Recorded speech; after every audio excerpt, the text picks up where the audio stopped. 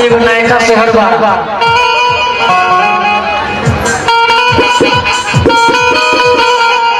अरे तू सावर भैया सावर आहई होरी लावा अगोर कैसे भइले ई के मारे बोल जी आप बताई ना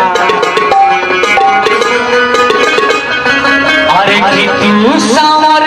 भैया सावर अहोरी लावा अगोर कैसे भइले अके तोहरा सोरी में आइले होरी लावा अगोर कैसे भइले